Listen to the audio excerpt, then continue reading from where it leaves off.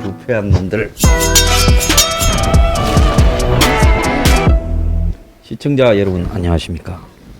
황셰프의 요리 교실입니다. 이번에 제가 부패 정치인 해를 뜨는 조리사 1급 자격증을 딴 김에 이렇게 셰프 옷을 좀 갖춰 입고 여러분 앞에 섰습니다. 최근에 이 정권이 검찰을 해체시켜서 없애버리겠다, 기상천외한 발상을 합니다. 도둑놈들이 권력을 잡으니까 경찰을 없애버리겠다. 우리 도둑이 집권했을 때 경찰을 없애버려야 나중에 우리가 물러나고 나서도 경찰이 우리 잡으러 못 다닌다 하는 거하고 똑같은 이치 아니겠습니까?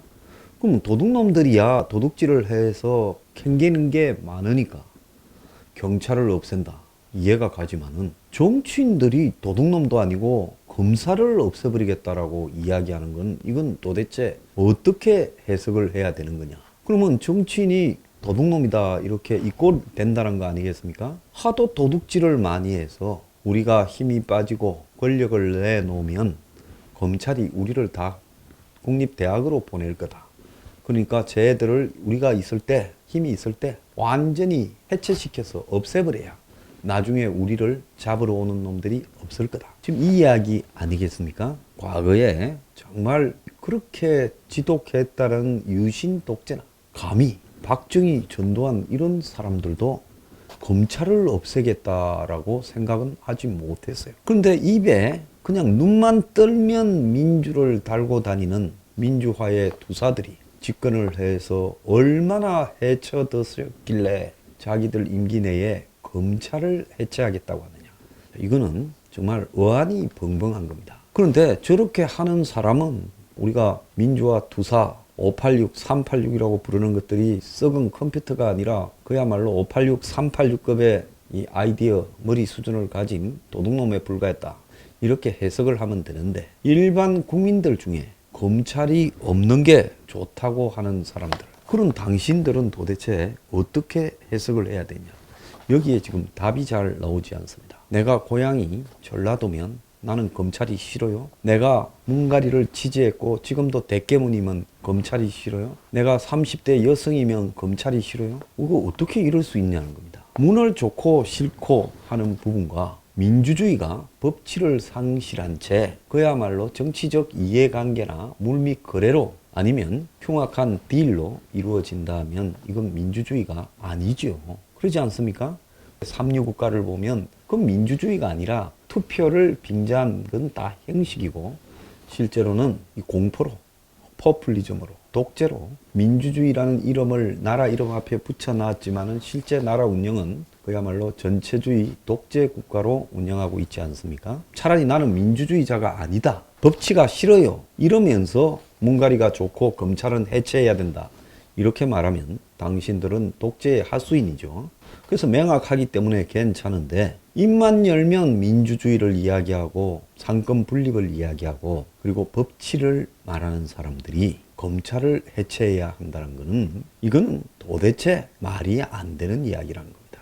자, 호남에 계신 분들요, 과거에 5.18 80년 5월 18일 날 자, 군사 독재 계엄령 선포에 맞서서 싸우다가 희생했다. 그래서 민주화의 영웅이라고 하지 않습니까? 왜 계엄령에 맞서서 싸웠습니까? 군인들이 법에 없는 일을 하기 때문에 군인들의 이 법에 없는 무법에 대해서 우리는 민주주의를 지키겠다고 싸우다가 죽었다고. 그래서 그분들을 그렇게 추모하고 떠받드는 거 아니겠습니까? 그러면 법치를 지키다가 죽은 사람들을 떠받드는 광주, 전남, 전북에서 지금 검찰을 해체하는 문에 대해서 검찰을 없애는 게 맞다라는 쪽으로 찬성이 높게 나오는 호남 분들의 이 심성은 도대체 우리가 어떻게 생각해야 되는 겁니까? 호남이 전략적으로 문재인을 밀었다. 그리고 문재인은 호남이 만드는 대선 후보다. 이건 좋아요.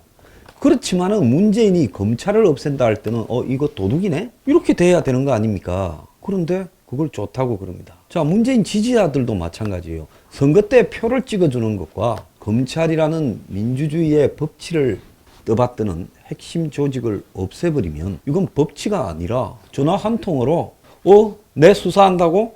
그만 써도 이거는 법이 아니고 민주주의도 아닌 거죠. 근데 대한민국 국민들한테 검찰을 없애는 게 낫느냐 물으니 반대한다가 조금은 높아요. 한 5%에서 8%. 근데 검찰을 없애야 된다라는 사람이 적게는 38.5%, 많게는 41.2%가 나온다. 대한민국 사람들의 법에 대한 인식, 민주주의에 대한 인식에 이게 도대체 법치나 민주주의를 할 수 있는 수준이 되는 사람인가? 대졸자가 7, 80%인 나라에서 도대체 어떻게 이룰 수 있는 것인가? 이 부분에 대해서요, 우리가 심각하게 고민을 해야 될 거라 생각합니다. 그러면 이 사람들은 도대체 검찰을 없애고 뭘 해먹으려고 이럴까요? 그래서 윤석열 총장이나 검찰이 이야기하는 도둑질 해먹는 주요 방법 중에 첫 번째가 권력형 부패라고 합니다. 이거는 이 뭔가를 크게 봐주고 돈을 받는 거죠. 뇌물이거나 아니면 대가는 나중에 천천히 해주고, 일단 대통령 출마했는데 한 1,000억 받아서 주는 거는 이것은 정치 자금입니다. 그러니까 불법 뇌물과 정치 자금을 덤뻑 받아 먹기 위해, 아니면 받아 먹어서 보안이 두려워서 없애려고 한다. 두 번째는 정경유착으로, 아이고 우리 회사가 이번에 뭘 잘못했는데 벌금이 한 5천억 나오는데 한 50억만 때려주세요. 아이고 우리 아버지가 사실상 죽었는데 우리 아버지 안 죽었다고 미라 만들어 놓고 요즘 고생이 많습니다. 아버지 죽었다고 발표하기 전에 우리 회사 좀 상속되게 좀 도와주세요. 뭐 이렇게 말하는 거. 그러면서 그래 이거 봐줄게. 그래서 국민연금에 가면 내가 이야기 해놨으니까 너네들 쪽에 지분 있는 거 편들어 줄 거야. 그리고 얼마 보냈습니다. 좀 더 보내지 그래. 이게 그야말로 정경유착인 겁니다. 이번에 옵티머스나 라임 사모펀드, 그리고 신라젠이나 셀트리온, 이거는 사모펀드와 주가 조작에 해당되는 대표적인 거죠. 정치권과 금융이 만나가지고 게이트형 금융 범죄를 저지릅니다. 이거 검찰이 아니면 누가 잡아내겠습니까? 그 다음에요, 북한에 석탄을 밀수하고 또 북한에 정제유를 주고 간첩이 마음대로 드나드는 부분을 검찰 조직이 아니면 지금 도대체 어떤 조직이 이런 보안 수사를 할 수 있겠습니까?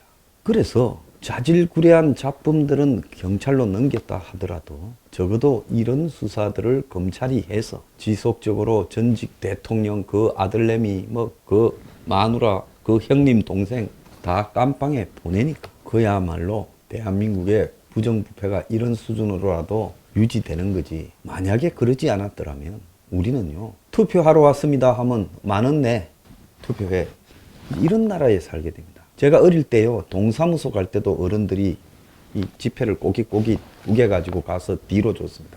빨리 일 좀 처리해 달라고. 그런 시절이 대한민국에 있었습니다. 그래도 이까지 오게 된 것은요, 검찰이 성질은 더럽습니다만은 정의를 실현하겠다고 설쳐대는 덕분에 온 사방이 썩어도 이까지 왔다는 겁니다. 그런데 그놈의 검찰을 없애버리고 도둑질을 마음 놓고 다리 뻗고 해먹겠다는 발상, 이런 거를 민주화 운동을 했다는 사람이 이런 발상을 할 줄은, 전두환, 박정희를 훨씬 능가하는 훌륭한 자들이었다. 이제 제가 실감합니다. 오늘의 디저트, 이 386들의 민주화는 부패 처벌에서의 민주화, 즉 부패 처벌에서의 자유를 원했던 것입니까?